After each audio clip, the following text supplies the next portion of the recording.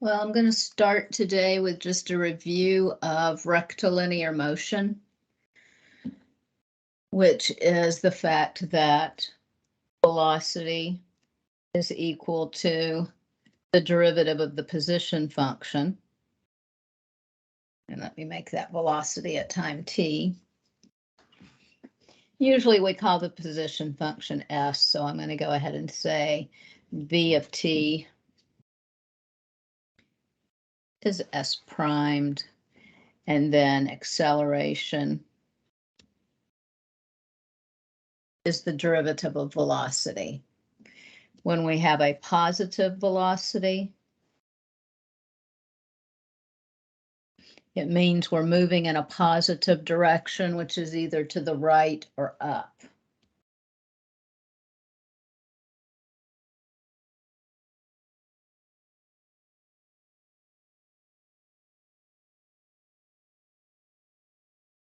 Negative velocity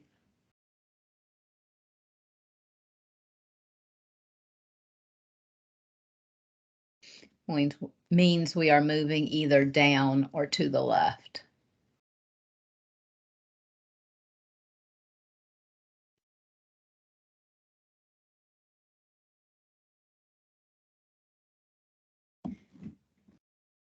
And we'll just start some practice problems. So we have a particle, let me make this bigger, moving according to a law of motion, so its position function is there. We want to find the velocity at time t.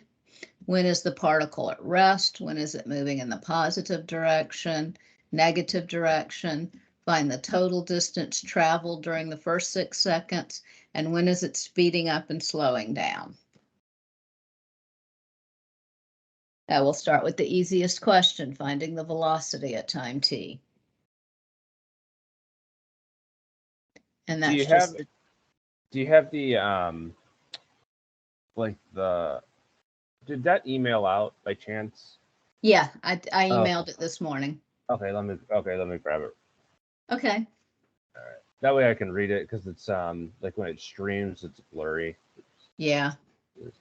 Okay, I'm sorry. You can keep going. I don't want to stop you. That's all right. I can sit here and drink coffee for a moment while you open your email. It's not like anybody else is here. Okay. That's funny. Oh, the pre-survey. Let me do that.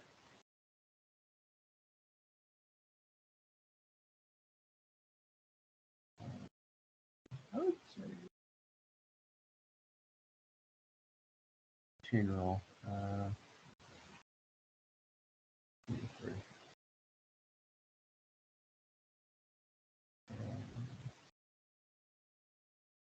Okay.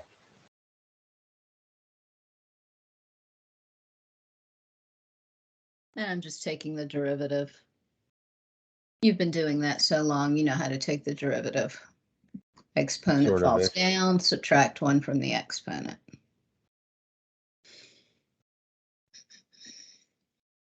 Then when is the particle at rest? Well, the particle at rest is when velocity is equal to 0.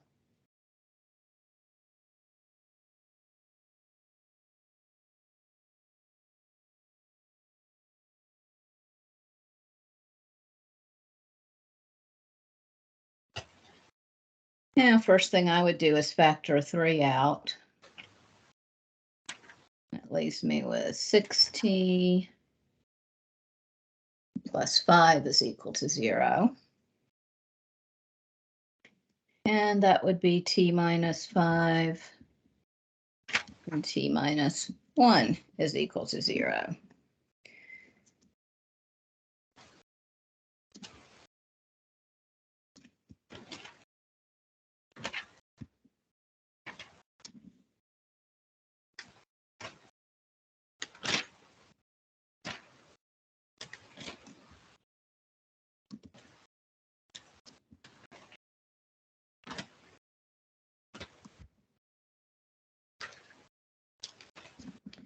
So it looks like we're at rest after 1 and after 5 seconds. Then we're asked about positive direction. So that's when I would make a sign chart because I just love a sign chart. We're starting at 0. I want 1 and 5 marked on my number line. And then I look at my velocity function, and it's a happy parabola. It's a happy parabola that crosses the axis at 1 and at 5. So it's going to be positive, negative, positive.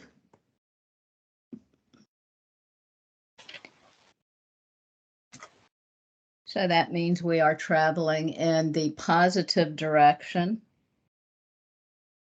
from 0 to 1 second and 5 seconds until forever.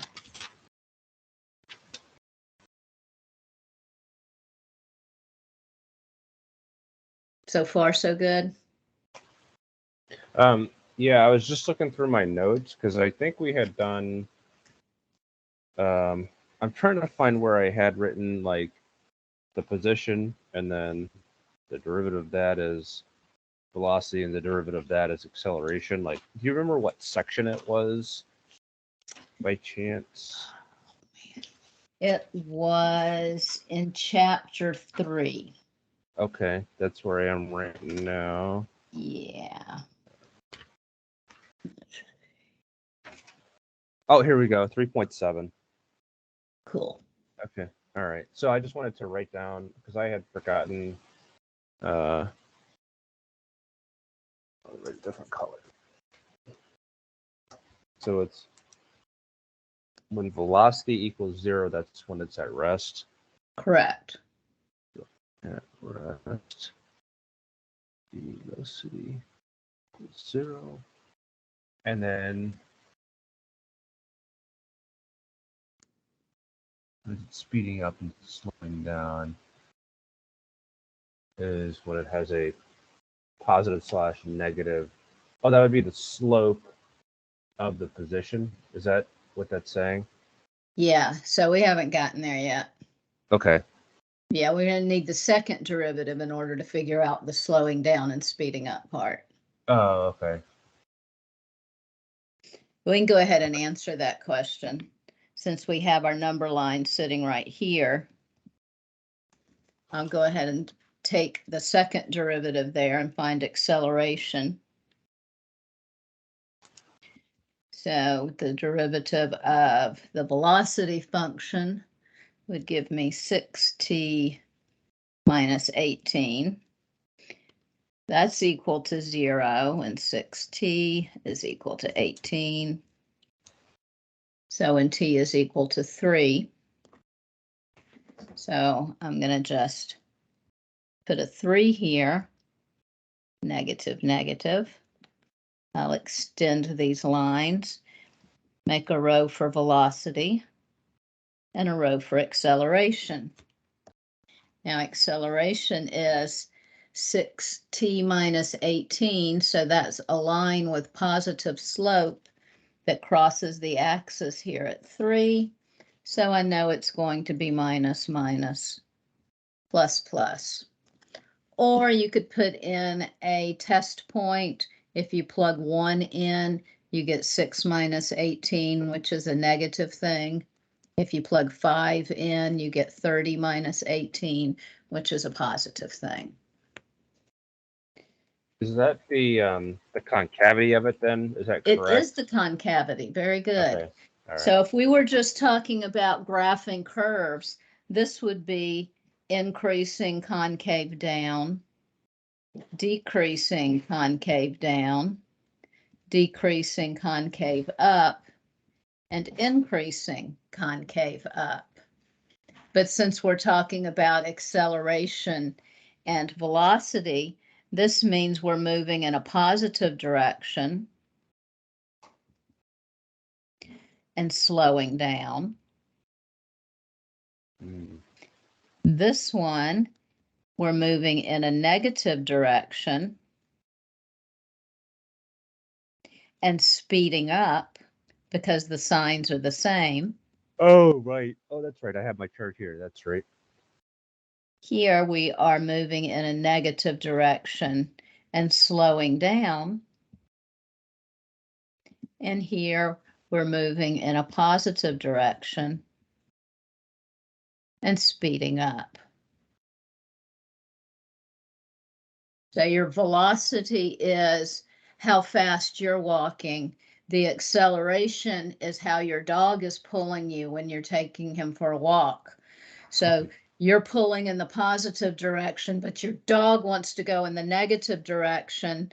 So Right. you're moving in the positive direction, but you're slowing down. So you turn around and go in the negative direction, and your dog's really happy. So you're going in the negative direction and speeding up because he's pulling you really fast. But then he turns around and goes in the positive direction, and you're slowing down again. Yeah, kind of. I think I understand that. At least the concept I understand. You can also think of it like currents in a river. You're in a river and you're rowing in the positive direction. If the current's going in the negative direction, you're slowing down. But when you turn around and row with the current, then you're speeding up. Okay.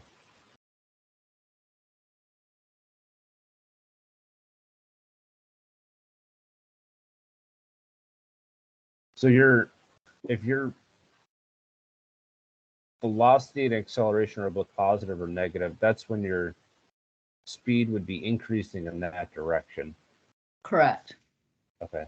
Whereas the other two, your speed would be, they would be fighting each other. Exactly. Okay. Perfect.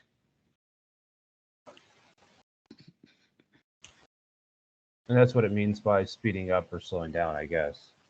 Yes. Yeah. So we're speeding up. I think that was the question. Yeah, it's speeding up where the signs are the same. Yeah. Between So 1 from and 1 3 to and over 3 5. and 5 to forever. We're slowing down from 0 to 1 and from 3 to 5. Okay. And all these problems always start at 0, correct? Because that's when time is, obviously you can't go backward. Yeah, we don't assume that we go back in time. Okay. But usually it will be explicit in the problem. Like this one says explicitly that t is greater than or equal to 0. Okay.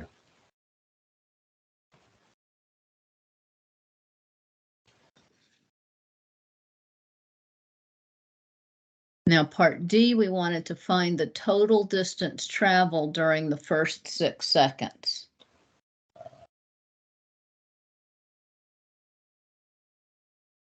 So distance, that's going to be both positive and negative. This is what I got wrong on that quiz. Both positive and negative of that. You can't do the derivative of it because the derivative is only going to show you the displacement. Yeah.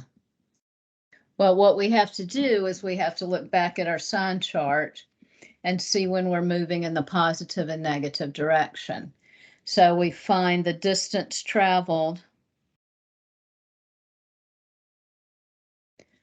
for seconds 1 to 3. We take the negative of the distance traveled from 1 to 5. Mm-hmm. And then we add the distance from 5 to 6 because we wanted to know for the first 6 seconds. Yeah. Now, this is the boot camp, so I'm not supposed to be talking about integrals right now because that's new stuff. We're supposed to be talking about old stuff.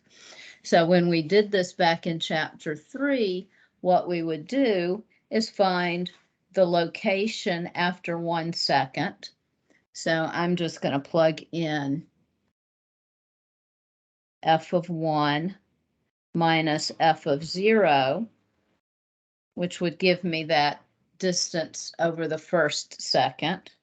Then I would subtract their position after 5 seconds minus f of 1. So that's how far they went during seconds 1 through 5. And then add f of 6 minus f of 5.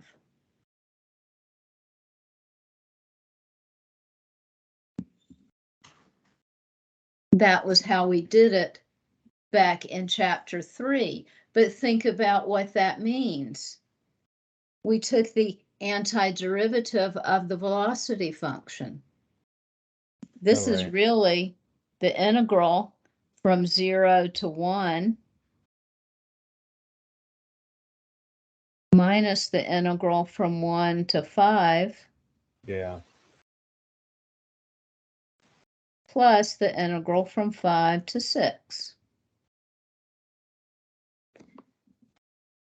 So we've done this already. We're just giving it new notation.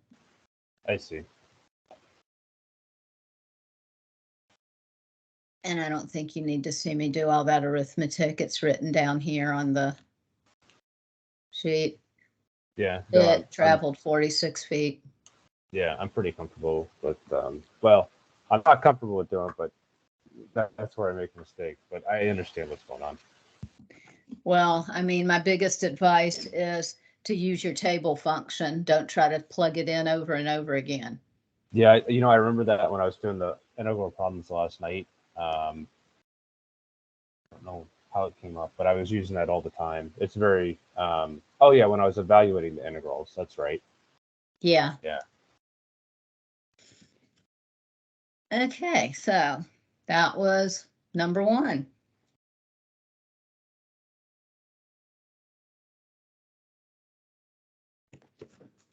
Number 2, we're throwing a rock on another planet. That way I didn't have to worry about actual gravity. I could make up my own gravity. And the height is 12t minus t squared. T greater than or equal to 0. T is measured in seconds, s in feet. So the easiest question of all to find the velocity.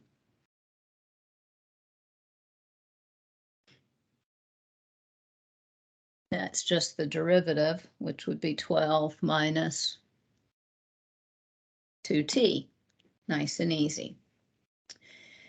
When is the rock at rest? Again, set your velocity function equal to 0 because you're at rest when you're not moving.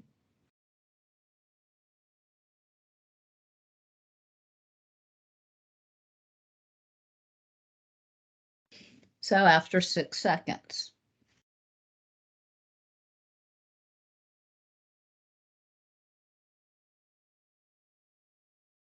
When does the rock hit the ground? How do you figure that one out? I figure it's got to be like all the other things that we did even in 171. I'm thinking, so you just have, it's the quadratic of the position. Yeah, you just set that original position function equal to 0. So 12t minus t squared equals 0. So t times 12 minus t is 0. So t is 0. Or t is 12. So the rock starts on the ground and hits the ground after 12 seconds. Yeah, that's pretty good. Now, and when is it moving in the positive direction? This time our number line only has to go from 0 to 12. We figured out it's at rest after 6 seconds. Yeah. And you can logic your way through this one. Right. But also there's the fact that we have a line with negative slope. Oh, right. Crosses the axis at 6, so it's positive to the left of 6 and negative to the right of 6 because it's decreasing. Yeah. positive. It's up and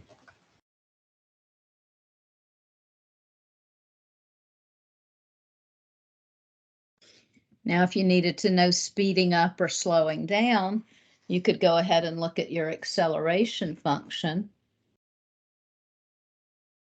Acceleration is equal to -2. So it's negative all the time. So it's slowing as it goes up and it's speeding up as it comes down. the signs are the same. Yep. Okay. Which makes sense because when it's going up, gravity is saying, no, no, come back, come back. Right. And as it's coming down, gravity is saying, yeah, come here, I want you. Yeah. Yeah, that makes sense. Does it hit the ground? And we want the total distance traveled, which again, we take the distance for the first 6 seconds. So f of 6 minus f of 0 when it's traveling in the positive direction, and then subtract off f of 12 minus f of 6.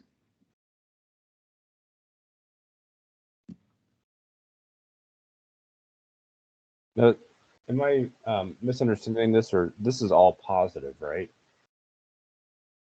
This graph. So would you just be able to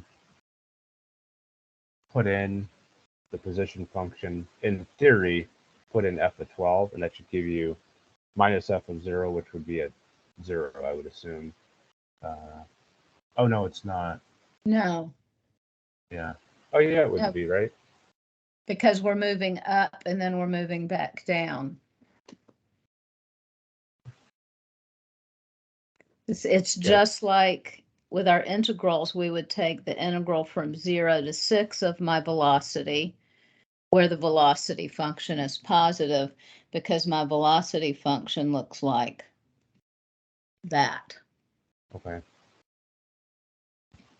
And then we would subtract 0 to 12 of the integral of the velocity function. Now, you could just double f of 6 minus f of 0 because this is a parabola and it's symmetric and it's easy.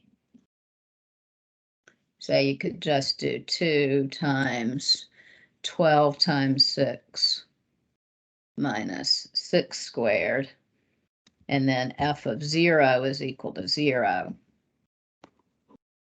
And that would give you the distance traveled.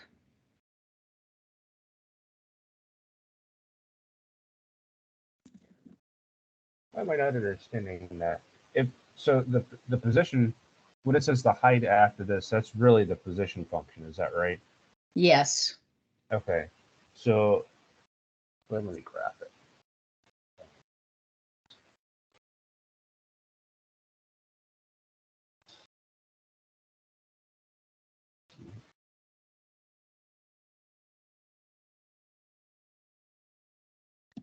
Oh, right, because the position function is only going to return, because that's returning height, not distance. That's why it's not really a position function; it's a height function. Yeah, it's its position above the ground, but yeah, Okay. height. It's a height function. Sense. Okay. Yeah. All right. That's why it's not. If that were, am I thinking about this correct? If that were an actual position function, when instead of height, it's distance traveled. If you put in s of t or s of 12, it would have returned the total distance between 0 and 12, right? Its position at t12. Well, position function and height, if this were a position function, that would mean that, and it wasn't height, it was left and right. This would mean that you had traveled to the right for 6 seconds and then to the left for 6 seconds and ended up back where you started. Oh, okay.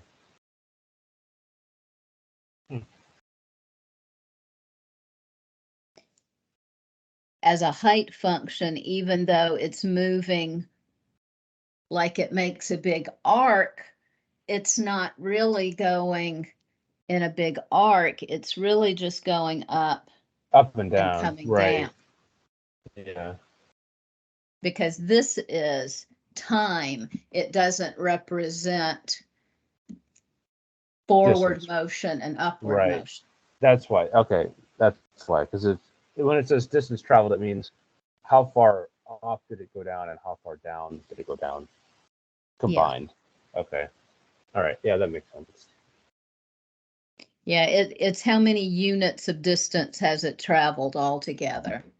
Yeah. Just like how far did you go if you walked around the block or you went and did an outback and went out Right. and came back.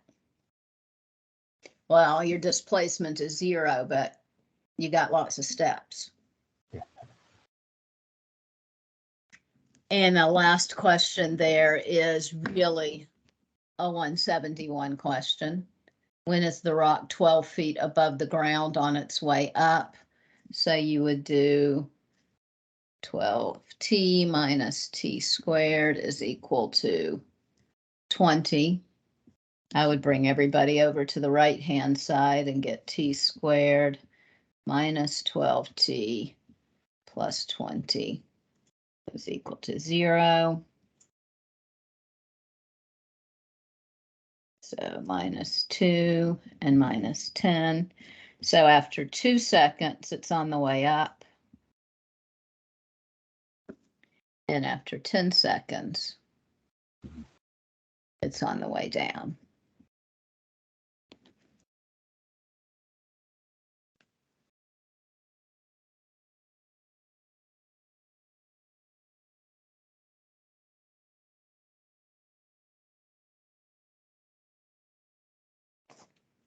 Is it all coming back to you now? Yeah, the other one, the position height thing still confuses me. If it was an actual, am I thinking about this correct? Let's say instead of being height, that was measuring distance traveled. If if you had that as a distance traveled, then if you had put t equals 12 into that function, that would have given you your total distance traveled between 0 and 12, correct? Am I thinking about Okay. that right, or am I? We don't really have a function for distance traveled. We have a position function. Okay. And its position function is going to go up and then come down. So you Right. can't just do t of 12 to figure out how far it's gone because it's gone up and down. I If see, it didn't because of the change curve. directions, then you could.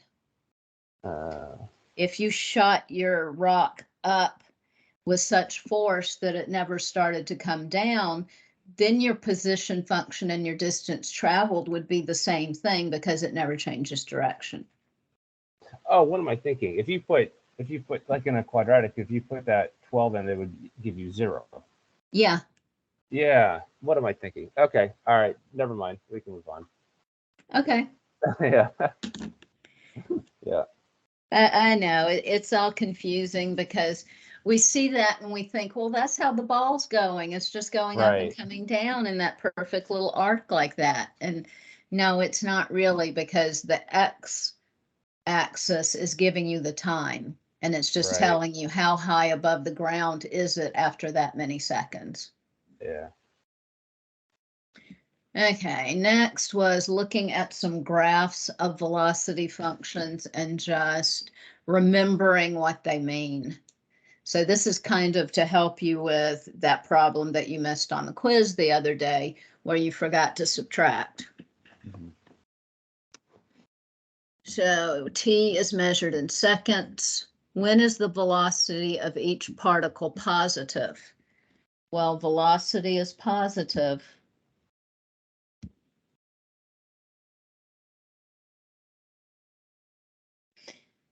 when your graph is above the x-axis.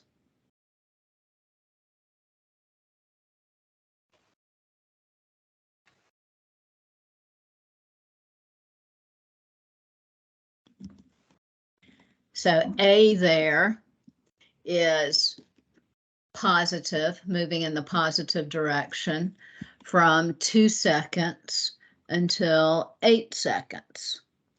It's moving in the negative direction from 0 to 2 seconds.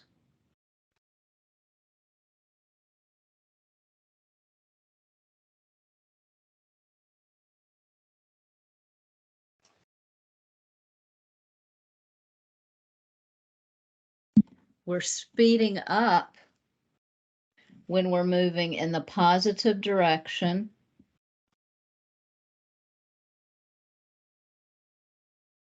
and increasing, or when we're moving in the negative direction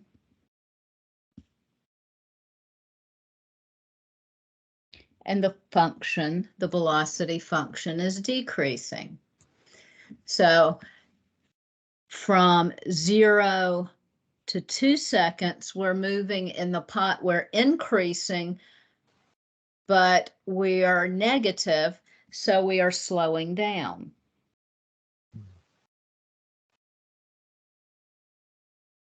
Because our graph is negative, but it's increasing. And then at 2 seconds, it becomes positive and increasing, so it's speeding up. At exactly 2 seconds, the particle is at rest because it's switching from a negative direction to a positive direction.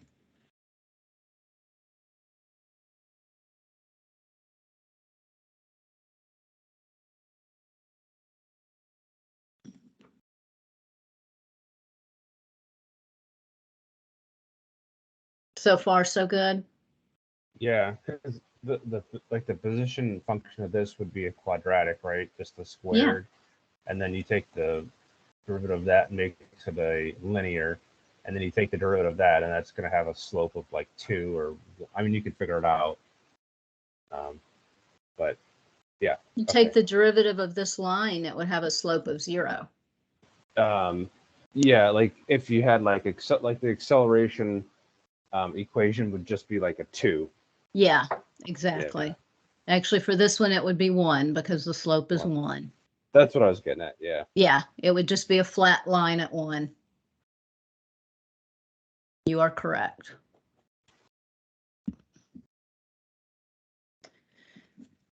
Now, part B, we would be moving in the positive direction everywhere that graph is above the x-axis.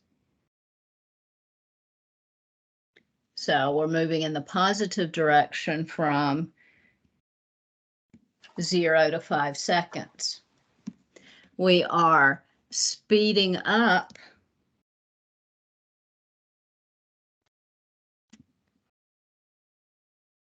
for the first second. So you're going faster and faster and faster. And then after 1 second, you're neither speeding up nor are you slowing down. So you're going at a constant rate.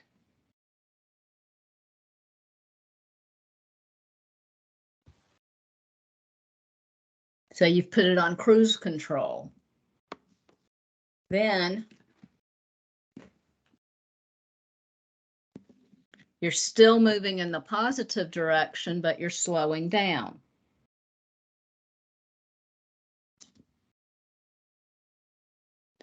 From 2 to 5 seconds.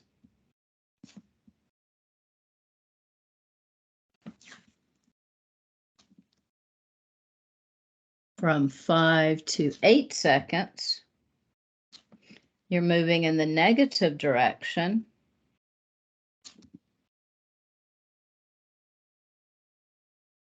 And speeding up because you're below the x-axis and you're decreasing.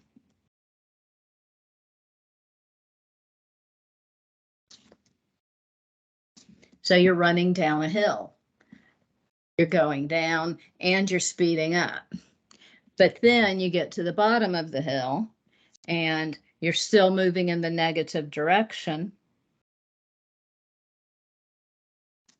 but you're neither speeding up nor slowing down.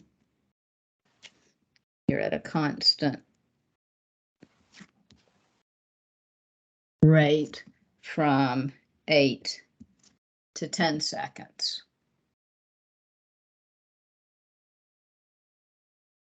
Now, if you were trying to figure out the distance traveled for either of these, you would have to add up this triangle, this rectangle, this triangle, and then do the, for displacement, you would subtract those. If you needed distance traveled, then you would add the area under those curves.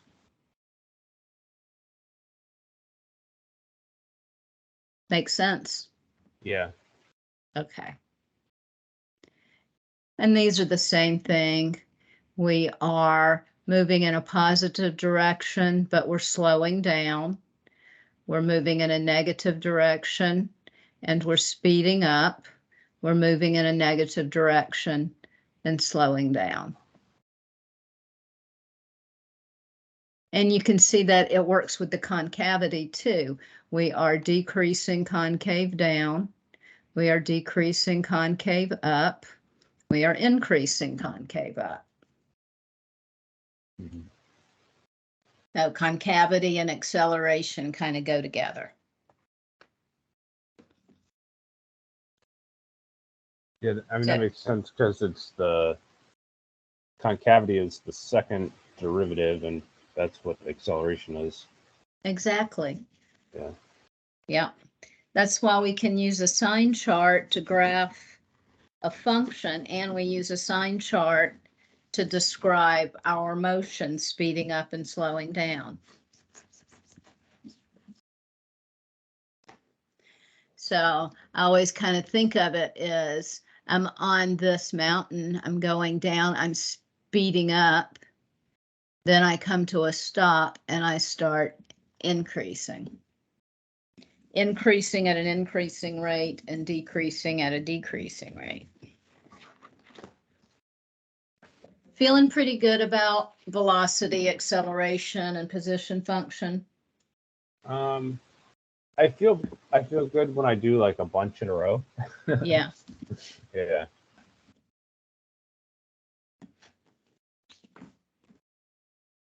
So just the main things to remember. You start with a position function. Velocity is the derivative of the position function. Acceleration is the derivative of the velocity function. This one's going to have units of length like feet, meters, miles. Velocity is going to have a length per unit of time. So feet per second, meters per minute, something like that. And then acceleration would be feet per second, or meters per minute. So feet per second squared or meters per minute squared. Speeding up when the signs are the same.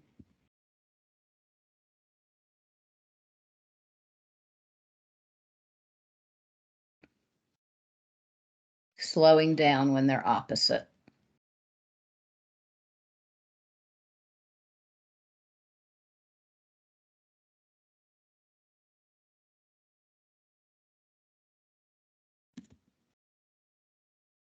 So that's probably the shortest summary ever. And at rest, when velocity is equal to 0.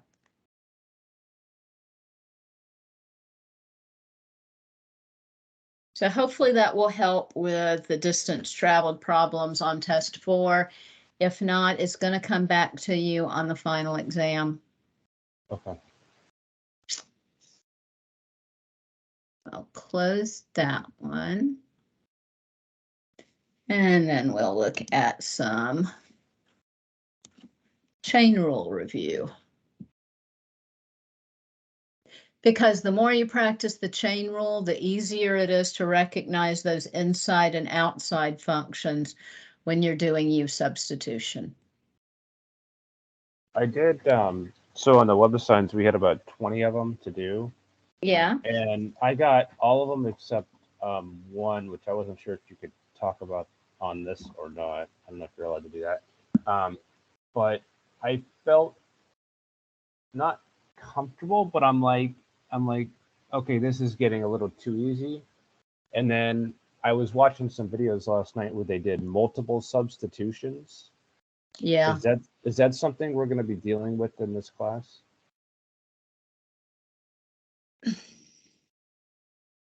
Maybe. Okay. Not a whole lot. Okay. It might be something no more complicated than like number 3 here, where we have the sine of the secant of pi of theta over 2. Oh, I see. Okay. Because then you have a chain and a chain and a tiny little chain.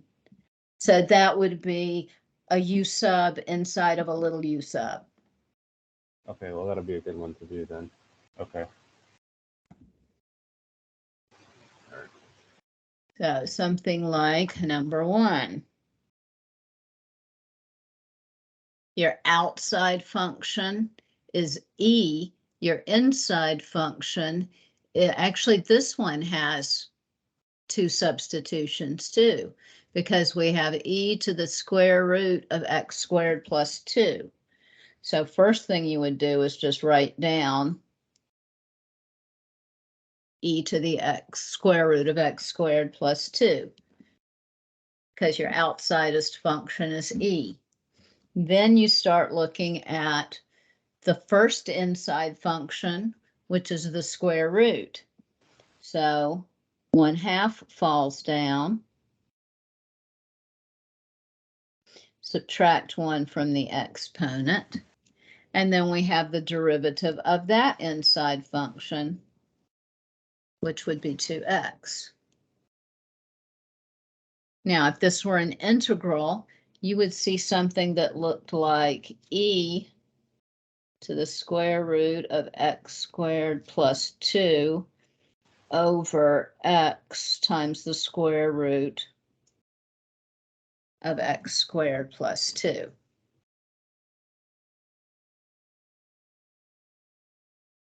So yeah, you would not need double substitution for that. No, yeah, I was going to say, I No, just did it. you Yeah, wouldn't. that's only a single one. Yeah. Yeah, Because u becomes x squared plus 2. You take the derivative of that, which is the 2x. And yeah. you do u to the 1/2. You got that, pop that in, and okay, yeah. Yeah.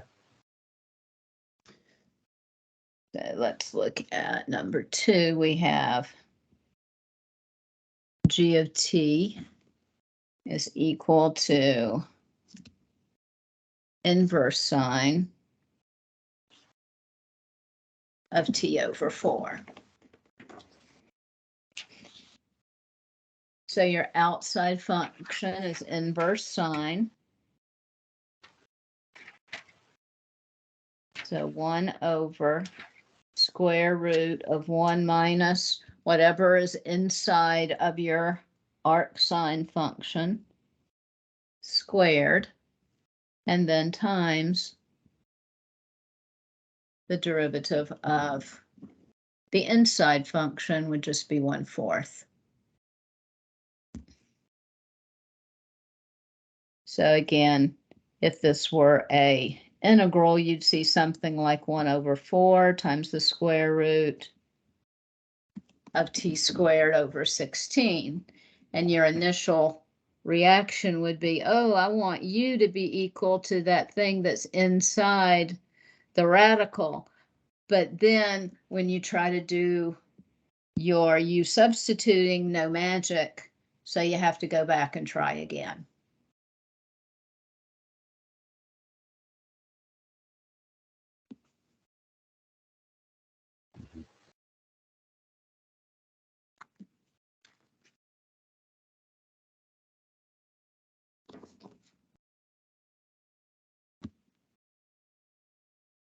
So I'm trying to think of a time when you would need to double substitute. And yeah, I don't think you're going to come across that at all in this class.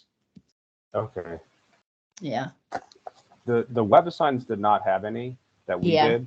But what I felt like on this last test, or maybe it was a test before with the limits, I don't know when it was. It was this last test with the hospitals rule.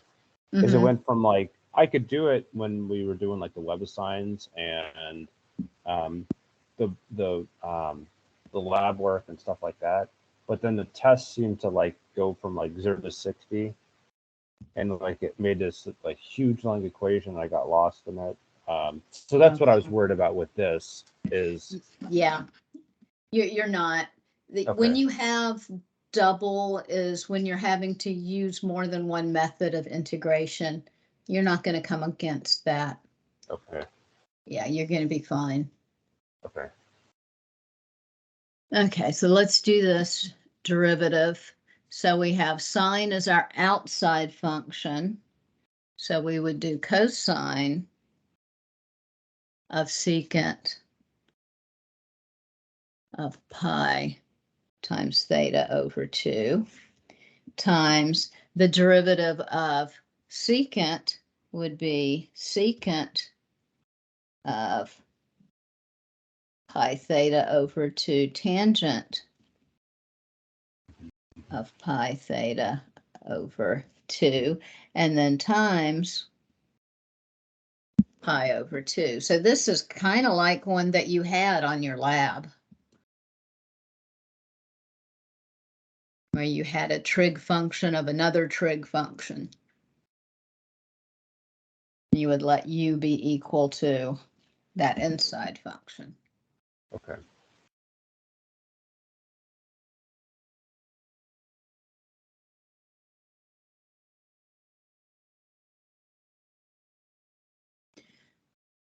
And if we take the derivative of natural log, I just write down a big fraction bar. I put that function on the bottom of the fraction bar. And then the derivative on the top of the fraction bar.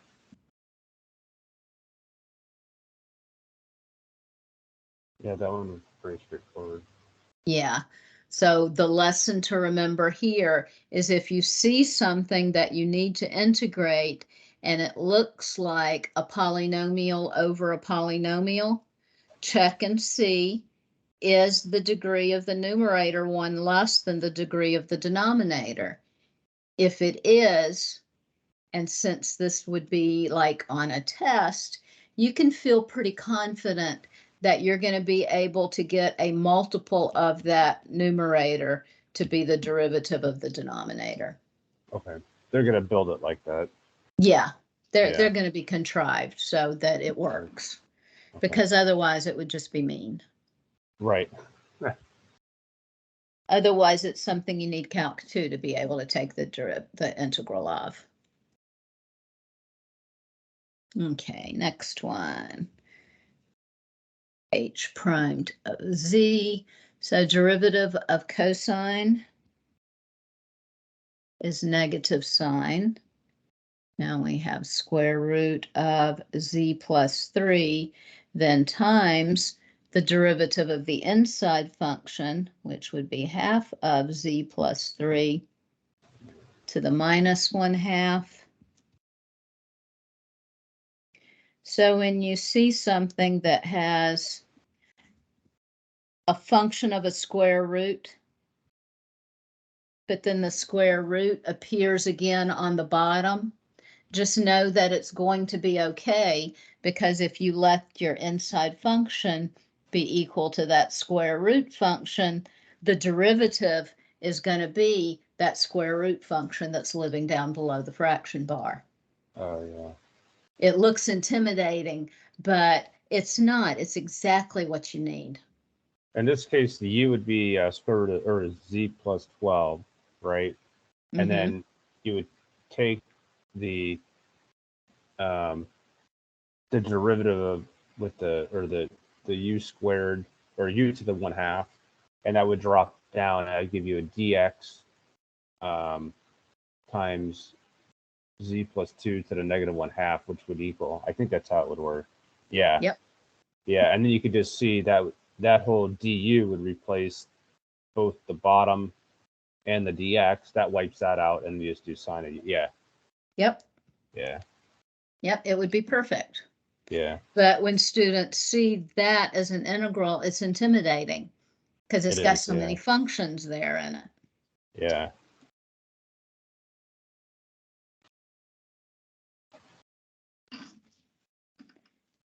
Kind of like if your inside function has an exponential in it. That's kind of intimidating because exponentials don't go away when you differentiate them. G of x, G primed. So we're taking the derivative of natural log. We write down what we're natural logging on the bottom of the fraction bar, and the derivative on the top of the fraction bar.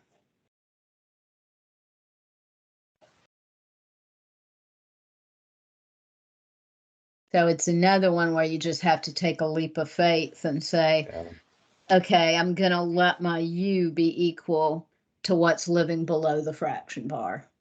I see.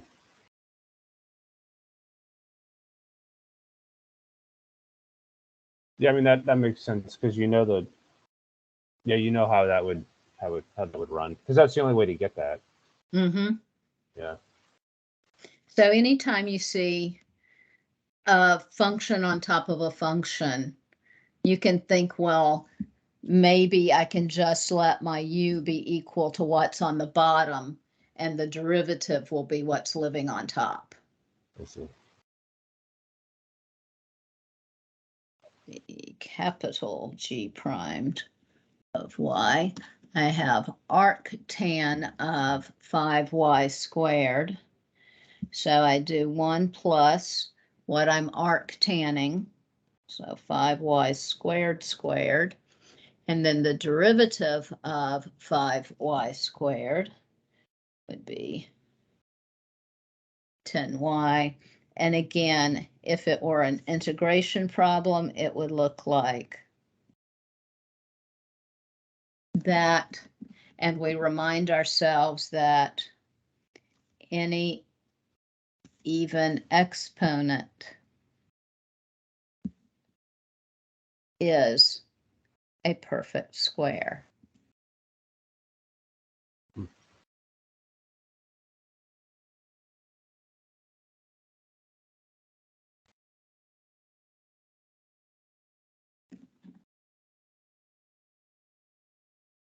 And that would be, the u would be, you would rewrite that as, I guess you take the square root of it and square it, right? So it would be 5y squared squared, and the u would be the 5y squared. Exactly. Okay. Which is exactly what we started with up here when we took the derivative of 5y squared. You're going to end up back where you started. Because we're just... That way your dx would be your 5y squared dx, and then that would wipe out the 10y and the dx, and then you're just left with the 1 plus u squared, which is the arctan. Okay. Yeah. Yep. Yeah. And lastly, we have secant of natural log of x squared minus 3. F primed is equal to secant of natural log of x squared minus 3, tangent of natural log of x squared minus 3, then times the derivative of the natural log of x squared minus 3, so times x squared minus 3 with a 2x sitting on top. Okay. For some reason, I forget that you have to put the entire thing inside that. That would just be like saying, if we would do secant. Oh, because that's two functions.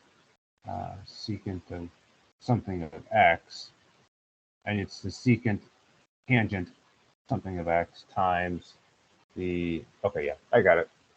Yep. I don't know if I remember it, but I got it. You will. You just Yeah. have to be sure you start from the outside and work your way in when you're taking the chain rule. I guess You you could keep- always Keep differentiating till you can't differentiate no more. If if this was if it was like secant of 2x, that would be secant 2x tangent of 2x times 2. Mm-hmm. Okay, all right. Yeah, okay. Yep. All right. Any questions on anything? I did have my question from my web design. Okay, let me go ahead and turn the recording off and I'll be glad to answer that for you.